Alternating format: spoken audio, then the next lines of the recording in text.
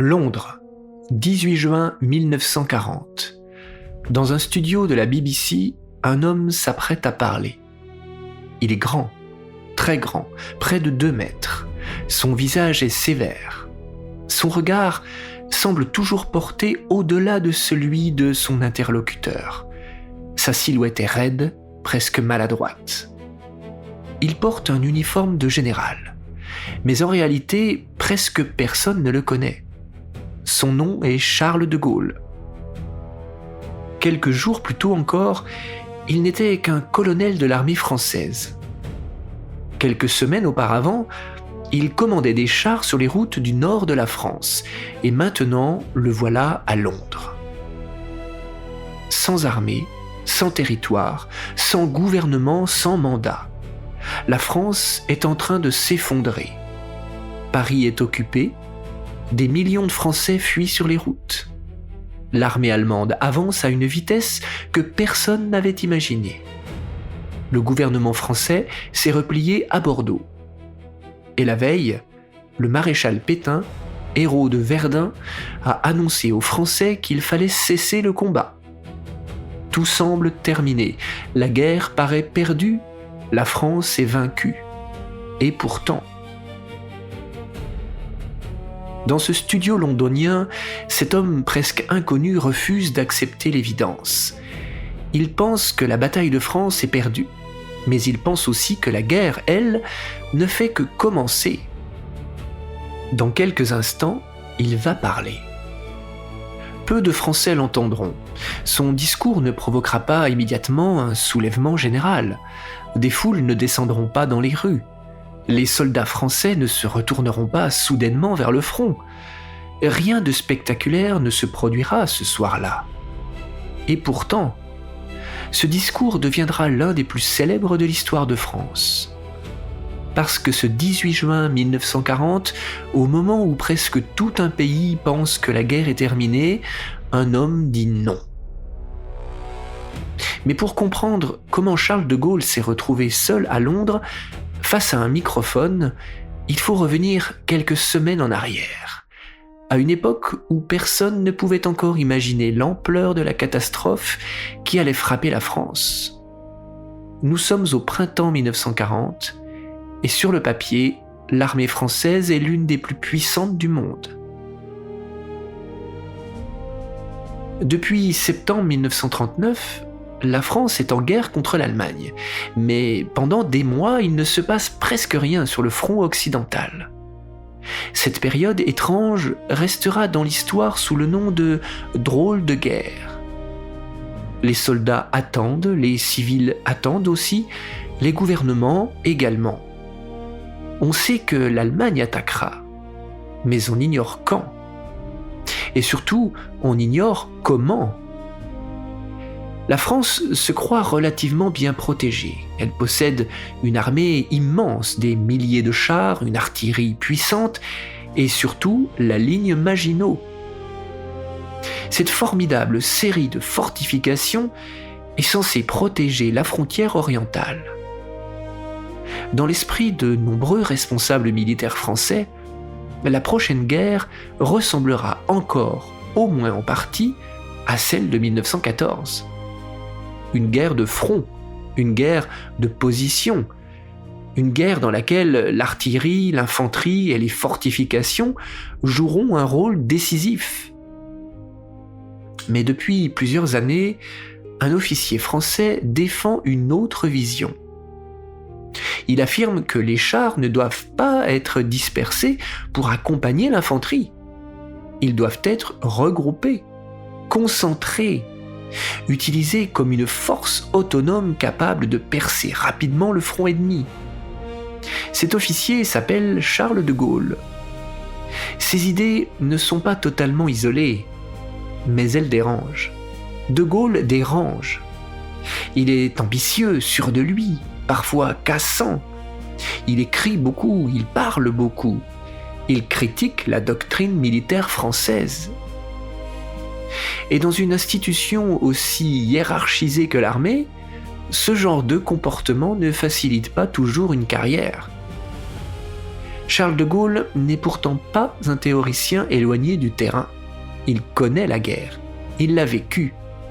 Pendant la Première Guerre mondiale, il a été blessé plusieurs fois. En 1916, à Verdun, il a été laissé pour mort sur le champ de bataille avant d'être capturé par les Allemands. Il a ensuite passé plus de 2 ans en captivité, mais il a tenté de s'évader à plusieurs reprises, sans succès. Depuis cette époque, une conviction s'est installée en lui. La guerre moderne sera une guerre de mouvement, une guerre de vitesse, une guerre mécanique. Mais au printemps 1940, l'armée française se prépare encore largement à combattre selon les méthodes du passé. Le 10 mai 1940, l'attente prend fin. L'Allemagne attaque. Les forces allemandes envahissent les Pays-Bas et la Belgique. Les armées alliées se portent vers le nord pour les affronter. Cela semble logique. Mais c'est précisément ce que les Allemands espéraient. Car pendant que les meilleures unités françaises et britanniques avancent en Belgique, le véritable coup de massue tombe ailleurs, dans les Ardennes. Une région considérée comme difficilement praticable pour une offensive massive de blindés. Les colonnes allemandes traversent pourtant la forêt. Elles atteignent la Meuse. Elles percent à Sedan. Et soudain, le front français se disloque. Les divisions blindées allemandes foncent vers l'ouest. Leur objectif est simple, atteindre la Manche et couper les armées alliées engagées en Belgique. En quelques jours, la situation devient catastrophique. Le commandement français peine à comprendre ce qui se passe. Les informations arrivent trop tard, les ordres sont dépassés avant même d'être exécutés. Des unités entières perdent le contact avec leur état-major. Des colonnes de réfugiés envahissent les routes. La guerre de mouvement que certains avaient imaginée est devenue réalité. Mais c'est l'Allemagne qui la mène. Et au milieu du chaos, Charles de Gaulle reçoit enfin ce qu'il réclame depuis des années, une division blindée. Le problème, c'est qu'il est peut-être déjà trop tard. Mai 1940, le colonel de Gaulle prend le commandement de la 4e division cuirassée. Le mot « division » peut donner une impression trompeuse, car cette unité est encore en cours de formation. Ces hommes ne se connaissent pas tous, les matériels arrivent dans l'urgence, l'organisation est imparfaite. Les communications sont difficiles et pourtant De Gaulle reçoit une mission, contre-attaquer. Le 17 mai, ces chars avancent vers Montcornet, dans l'Aisne. L'objectif est de frapper les lignes de communication allemandes. L'opération ne renverse évidemment pas le cours de la guerre, elle ne stoppe pas l'offensive allemande, mais elle démontre quelque chose. L'armée française peut encore attaquer, elle peut encore surprendre, elle peut encore infliger des pertes. De Gaulle obtient un succès local. Quelques jours plus tard, il mène une nouvelle offensive dans la région d'Abbeville. Là encore, les combats sont violents. Les résultats restent limités à l'échelle de la campagne, mais De Gaulle se fait remarquer. Dans une armée en plein effondrement, cet officier qui continue d'attaquer attire l'attention. Le 1er juin 1940, il est nommé général de brigade à titre temporaire. Quelques jours plus tard, sa vie change brutalement. Paul Reynaud, le président du Conseil, l'appelle au gouvernement. De Gaulle devient sous-secrétaire d'État à la guerre et à la défense nationale. En quelques semaines, l'homme est passé du commandement d'une division blindée aux plus hautes sphères du pouvoir. Mais il entre au gouvernement au pire moment possible. Car le pays qu'il doit contribuer à défendre est en train de s'écrouler. Et dans les couloirs du pouvoir, une question devient de plus en plus pressante. Faut-il continuer la guerre ou faut-il demander l'armistice ? Pour Charles de Gaulle, la réponse est claire. La France métropolitaine peut être envahie. Son armée peut être battue, mais l'empire français est immense. L'Afrique du Nord existe, la flotte française est puissante. Le Royaume-Uni continue le combat, et surtout de l'autre côté de l'Atlantique, les États-Unis disposent d'une puissance industrielle gigantesque. De Gaulle raisonne déjà à l'échelle mondiale. L'Allemagne a remporté une bataille immense, une bataille terrible, mais pas nécessairement la guerre. À condition de continuer. Toujours continuer. C'est là que se trouve le cœur du conflit qui va déchirer le gouvernement français. D'un côté, ceux qui pensent que poursuivre le combat est encore possible. De l'autre, ceux qui pensent que la défaite est totale et qu'il faut sauver ce qui peut encore l'être. Parmi ces derniers se trouve l'homme le plus respecté de France, le maréchal Philippe Pétain, le vainqueur de Verdun. Pour des millions de Français, son nom est associé à la victoire de 1918.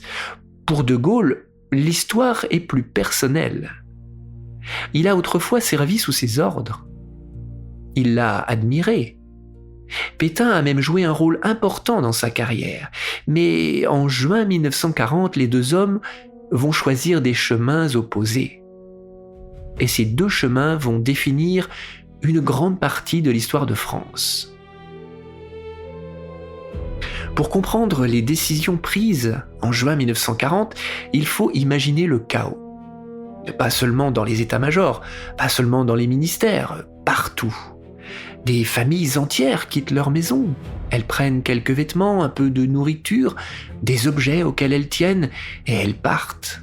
En voiture pour les plus chanceux, à vélo, avec une charrette, ou simplement à pied. Sur les routes de France, des millions de personnes fuient vers le sud.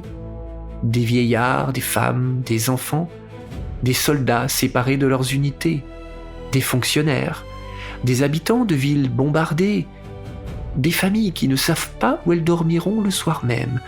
Au-dessus des routes, les avions allemands apparaissent parfois. La peur est permanente. Et les nouvelles sont contradictoires. Une ville que l'on croyait sûre la veille est menacée le lendemain. Les administrations se déplacent. Les ministères quittent Paris. Le gouvernement se replie d'abord vers Tours, puis vers Bordeaux.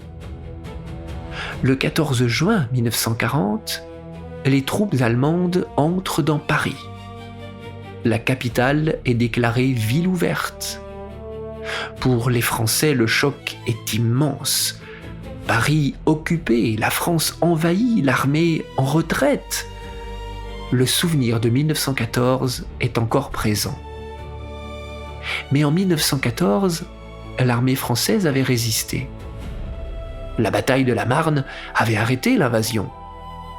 Cette fois, rien ne semble arrêter les Allemands. Et à Bordeaux, le gouvernement se déchire. Paul Reynaud veut continuer la lutte. Pétain considère que le combat doit cesser. Le général Weygand, commandant en chef des armées françaises, estime lui aussi que la situation militaire est désespérée. De Gaulle, lui, refuse cette conclusion. Il multiplie les déplacements entre la France et Londres.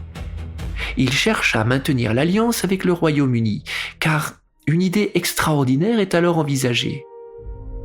Une union politique entre la France et la Grande-Bretagne. Une union franco-britannique. Les deux pays partageraient leurs ressources. Leurs institutions seraient étroitement liées. La guerre continuerait en commun. Le projet peut sembler incroyable. Il l'était déjà à l'époque. Mais dans la situation désespérée de juin 40, les solutions ordinaires ont disparu. Le 16 juin, De Gaulle revient de Londres avec cette proposition, mais à Bordeaux, le pouvoir est en train de basculer. Paul Reynaud démissionne. Le président de la République appelle le maréchal Pétain à former un nouveau gouvernement. Pour De Gaulle, la situation devient claire. Le nouveau pouvoir va demander l'armistice. S'il reste en France, il sera bientôt prisonnier des décisions d'un gouvernement qu'il refuse de suivre. Il doit partir. Mais partir où? Et pour faire quoi? À cet instant précis, Charles de Gaulle n'a pas de plan parfaitement établi. Il n'a pas encore de mouvement, pas encore de soldats, pas encore d'administration. Il a seulement une conviction. La guerre doit continuer. Le 17 juin 1940, il prend une décision dont il ne peut connaître les conséquences. Il quitte la France. Bordeaux, le 17 juin 1940. Le matin, Charles de Gaulle apprend que le maréchal Pétain a pris la tête du gouvernement. La demande d'armistice devient inévitable. De Gaulle comprend qu'il doit agir immédiatement. Il se rend à l'aéroport de Mérignac. Un avion britannique doit repartir vers Londres. À bord se trouve le général Edward Spears, représentant personnel de Winston Churchill auprès du gouvernement français. De Gaulle monte dans l'appareil avec son aide de camp, Geoffroy de Courcelles. L'avion décolle, la France s'éloigne. On racontera plus tard ce départ comme une scène presque légendaire. Mais sur le moment, rien n'est écrit. De Gaulle ne sait pas quand il reverra son pays. Il ne sait pas si les Britanniques accepteront longtemps sa présence. Il ne sait pas si des Français le suivront. Et il ignore encore quelle sera la réaction du gouvernement français. Ce qu'il fait est extrêmement grave. Il est un général français, il est membre du gouvernement et il quitte le territoire au moment où un nouveau gouvernement s'apprête à négocier un armistice. Aux yeux de ses adversaires, il sera bientôt un rebelle, un déserteur, un traître. L'avion arrive en Angleterre. Ce même jour, à la radio française, le maréchal Pétain s'adresse au pays.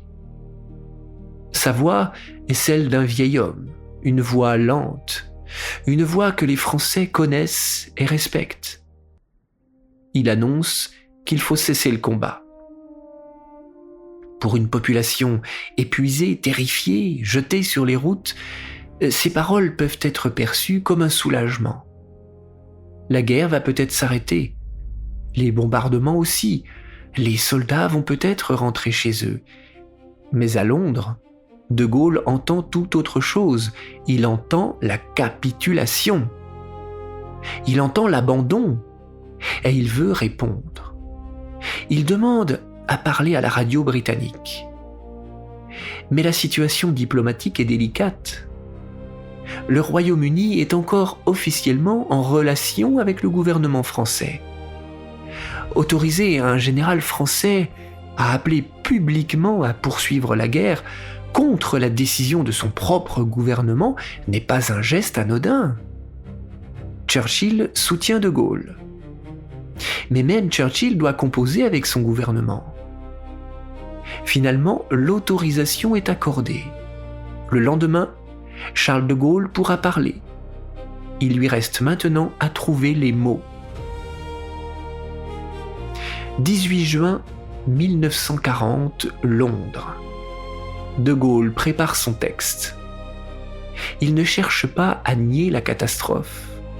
Il sait que l'armée française a été battue. Il sait que le territoire est envahi. Mais il refuse l'idée que cette défaite militaire signifie la fin de la guerre. Son raisonnement est simple. La France n'est pas seule. Elle possède un empire, elle peut s'appuyer sur le Royaume-Uni. Et la puissance industrielle des États-Unis peut un jour peser de tout son poids. La guerre est mondiale. Son issue ne se décidera pas uniquement sur les routes de France. Le soir venu, De Gaulle se rend à la BBC. Il entre dans le studio, il s'installe devant le microphone, puis il parle. Il explique que les dirigeants français ont accepté la défaite parce qu'ils ont été dépassés par la puissance mécanique de l'armée allemande. Mais il affirme que cette même puissance mécanique peut être vaincue par une puissance mécanique supérieure. Il appelle les militaires français présents en Grande-Bretagne, les ingénieurs et les ouvriers spécialisés des industries d'armement à le rejoindre. Et surtout, il affirme une idée qui paraît presque folle à cet instant. La guerre n'est pas terminée. La France a perdu une bataille, mais la France n'a pas perdu la guerre. Ce soir-là, peu de Français entendent réellement le discours. Le pays est plongé dans le chaos. Des millions de personnes sont sur les routes. Beaucoup de foyers ne disposent pas des conditions nécessaires pour écouter la BBC. D'autres ignorent totalement qui est Charles de Gaulle. Il faut se représenter la scène sans le filtre de l'histoire. Aujourd'hui, le 18 juin est une date nationale. Aujourd'hui, le visage de Gaulle est immédiatement reconnaissable. Son nom appartient à l'histoire. Mais ce soir-là, il est presque inconnu. Imaginez entendre une voix étrangère à la radio, celle d'un général dont vous n'avez jamais vu le visage, un homme qui se trouve à Londres, un homme qui vous dit que la guerre doit continuer alors que votre armée vient de subir une défaite catastrophique. Pourquoi le croire?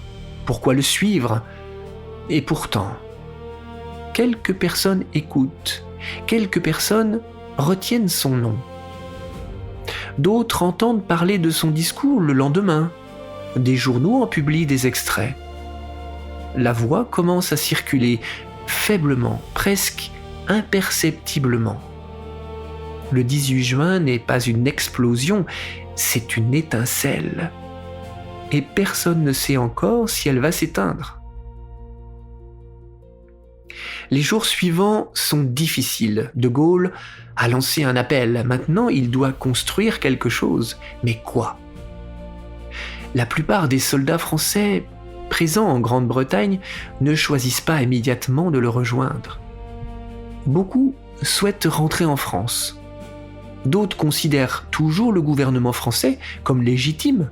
Après tout, qui est De Gaulle pour leur donner des ordres? Il n'est pas le chef du gouvernement, il n'est pas le commandant en chef de l'armée. Il n'a reçu aucun mandat populaire. Sa légitimité ne repose encore que sur une idée: continuer la guerre. Les premiers volontaires arrivent. Ils ne sont pas nombreux. Des marins, des soldats, aviateurs, des civils, des hommes qui refusent la défaite. Certains ont entendu l'appel, d'autres non. Certains ont traversé la Manche, d'autres se trouvent déjà en Angleterre. Ils viennent de milieux différents, ils ont des opinions politiques différentes, mais ils partagent une décision: continuer. Pendant ce temps, en France, la rupture devient officielle. Le gouvernement de Pétain signe l'armistice avec l'Allemagne. De Gaulle est sanctionné, puis condamné à mort par contumace. L'homme qui, quelques semaines plus tôt, était membre d'un gouvernement français est désormais considéré comme un traître par ce même État. Il n'a plus de retour possible. À Londres, il faut tout construire. Une administration, une force militaire, une radio, une diplomatie, un symbole. Ce symbole sera la croix de Lorraine. Face à la croix gammée nazie, la France libre aura son propre signe. Mais un problème immense demeure. Pour prétendre représenter une France qui continue le combat, il faut disposer d'un territoire. Or, De Gaulle n'en a aucun. La bataille politique et militaire va donc se déplacer vers l'Empire français. Il faut convaincre les colonies de rallier la France libre. Et là encore, rien n'est simple. L'été 1940 est une période de fragilité extrême pour De Gaulle. L'histoire, rétrospectivement, donne parfois l'impression que son autorité s'est imposée naturellement. Ce n'est pas le cas. Son mouvement aurait pu échouer. Il aurait pu rester à la tête d'un petit groupe d'exilés français à Londres. Il aurait pu être marginalisé par les Britanniques. Il aurait pu être remplacé par une personnalité plus connue. Mais progressivement, certains territoires choisissent de le rejoindre. Le Tchad se rallie, puis le Cameroun, le Congo, l'Oubangui-Chari. L'Afrique équatoriale française devient l'un des principaux territoires de la France libre. Brazzaville prend une importance considérable. De Gaulle dispose enfin d'une base territoriale. Mais tous les territoires français ne le suivent pas. À Dakar, en septembre 1940, une tentative de ralliement échoue. L'opération est un revers. Elle montre les limites de l'influence gaulliste. La France est profondément divisée. Des Français se retrouvent parfois face à d'autres Français, et De Gaulle doit avancer sur une ligne extrêmement étroite.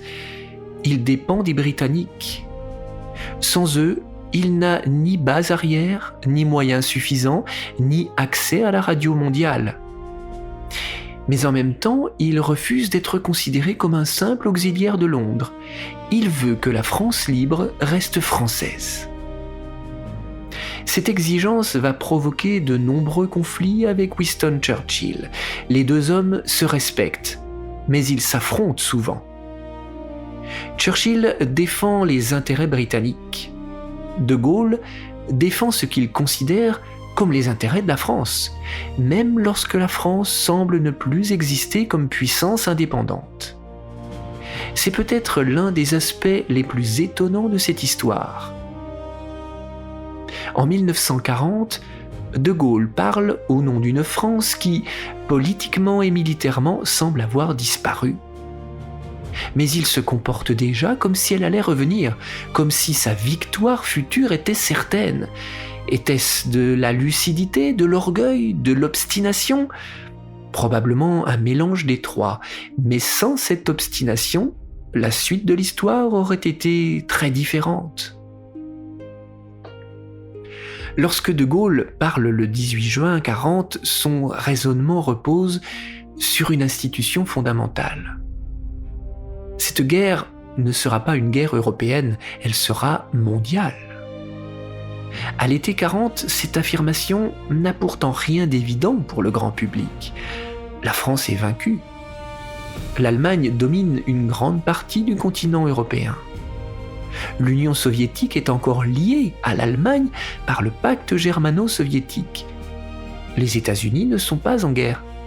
Le Royaume-Uni paraît isolé et Hitler semble invincible. Mais la guerre va effectivement changer d'échelle. En juin 1941, l'Allemagne envahit l'Union soviétique. En décembre de la même année, après l'attaque japonaise contre Pearl Harbor, les États-Unis entrent en guerre. La puissance industrielle américaine se met en mouvement. L'Union soviétique engage des millions d'hommes dans une guerre gigantesque à l'Est. Le Royaume-Uni tient toujours. Le conflit est désormais véritablement mondial. L'intuition stratégique de juin 1940 prend une autre dimension, mais pour De Gaulle, une nouvelle bataille commence. Il ne suffit pas de vaincre l'Allemagne. Il faut que la France soit présente parmi les vainqueurs. Car une question se pose, quelle France ?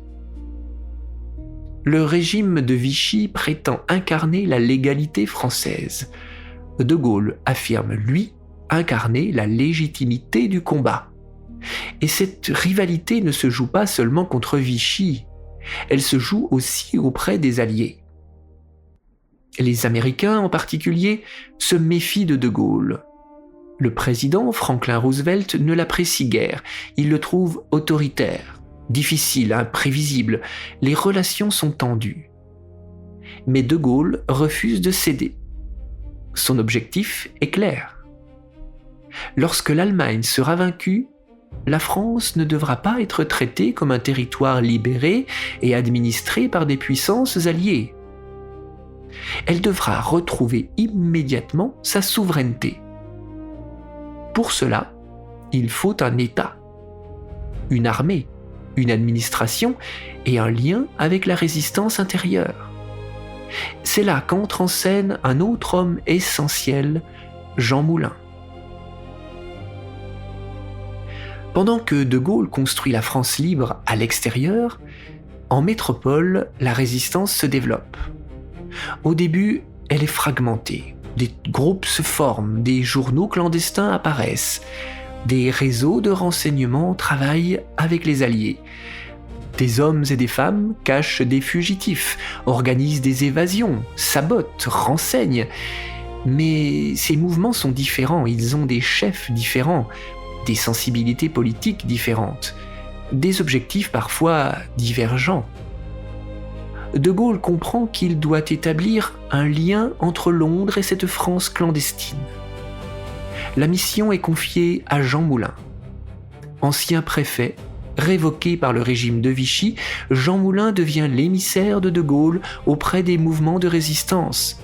Sa mission est immense. Unifier, convaincre, négocier, faire accepter l'autorité de Gaulle. Ce travail aboutira à la création du Conseil national de la résistance. Pour De Gaulle, c'est une victoire politique essentielle. Il n'est plus seulement le chef de Français combattants depuis l'extérieur, il peut désormais affirmer qu'il existe un lien entre la France libre et la résistance intérieure. Mais le prix payé est terrible. Jean Moulin est arrêté en juin 1943, torturé. Il meurt sans avoir parlé. La guerre approche pourtant de son tournant. L'Allemagne recule à l'Est. Les Alliés progressent en Méditerranée et bientôt une immense opération se prépare. Le débarquement en France. Pour Charles de Gaulle, le moment attendu depuis 4 ans approche. Le retour.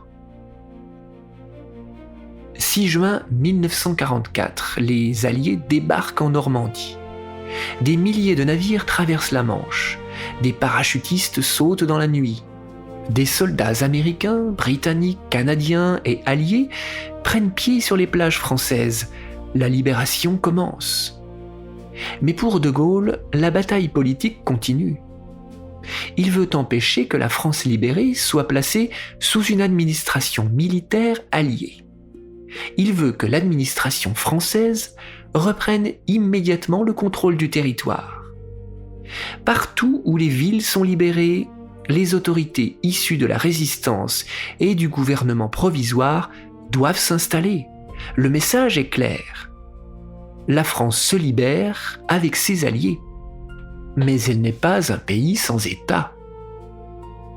Puis vient Paris. Août 1944, la capitale se soulève. Les combats éclatent. La 2e division blindée du général Leclerc entre dans la ville. Le 25 août, Paris est libéré. De Gaulle arrive. 4 ans auparavant, il avait quitté une France en pleine débâcle. Il revient dans une capitale libérée. Le lendemain, 26 août, il descend les Champs-Élysées. La foule est immense. Des milliers de personnes se pressent autour de lui. Des tirs éclatent encore. La confusion règne un instant, mais De Gaulle continue d'avancer. L'image fera le tour du monde. Et le contraste avec le 18 juin 1940 est saisissant. 4 ans plus tôt, un homme presque inconnu parlait dans un studio londonien à une population qui ne l'entendait presque pas. Maintenant, une foule immense l'acclame au cœur de Paris. Mais entre ces deux images, il y a 4 années de guerre. Des milliers de morts, la résistance, les forces françaises libres, les combats d'Afrique, le désert, la clandestinité, les prisons, les tortures, les déportations, les débarquements et une idée qui n'a jamais disparu. La France devait être présente le jour de la victoire. L'histoire aime les symboles, et avec le temps, elle simplifie. Elle transforme parfois des événements complexes en images faciles à retenir. Le 18 juin 40 est devenu l'une de ces images. Un général, un microphone, un discours, un pays vaincu et un homme qui refuse. La réalité est plus complexe. L'appel du 18 juin a été peu entendu. La France libre a commencé avec peu d'hommes et peu de moyens. De Gaulle n'était pas seul à vouloir continuer la guerre. Des milliers d'hommes et de femmes ont résisté de multiples façons, parfois sans lien initial avec lui. Les Britanniques ont joué un rôle essentiel dans la survie de la France libre. Les soldats de l'Empire ont payé un lourd tribut au combat. La résistance intérieure était diverse. Et la victoire finale fut le résultat d'un effort gigantesque auquel participèrent de nombreux peuples. Mais cela n'enlève rien à la singularité du choix effectué par Charles de Gaulle en juin 40. Car il faut revenir à ce moment précis. Pas à ce que nous savons aujourd'hui, pas à la victoire de 1945, pas à la libération de Paris, aux Champs-Élysées. Il faut revenir au 17 juin 1940. La France est vaincue, Paris est occupé, l'armée est en déroute, le gouvernement veut l'armistice. Les États-Unis ne sont pas en guerre. L'Union soviétique n'est pas encore en guerre contre l'Allemagne. Le Royaume-Uni paraît terriblement seul. Et Charles de Gaulle est presque inconnu. À ce moment précis, personne ne peut savoir comment l'histoire se terminera. Et c'est cela qui donne tout son poids à sa décision. Dire non lorsque la victoire est certaine est facile. Dire non lorsque les foules vous soutiennent est facile. Dire non lorsque l'histoire vous a déjà donné raison est facile. Mais en juin 40, rien n'est certain. Il n'y a pas de foule, pas de victoire. Il n'y a même pas encore véritablement d'armée. Il y a seulement une conviction. La défaite d'aujourd'hui ne doit pas décider de l'avenir. Le 18 juin 40, peu de Français entendirent la voix de Charles de Gaulle, mais cette voix allait revenir, jour après jour, mois après mois, année après année, jusqu'à ce que l'homme presque inconnu du studio de la BBC devienne l'un des personnages les plus importants de l'histoire contemporaine de la France. L'homme qui, au moment où tout semblait perdu, avait décidé de dire non.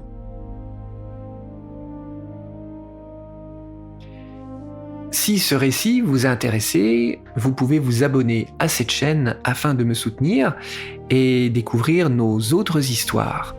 Car derrière les grandes dates et les noms célèbres, il y a toujours des hommes, des femmes, des décisions et des destins.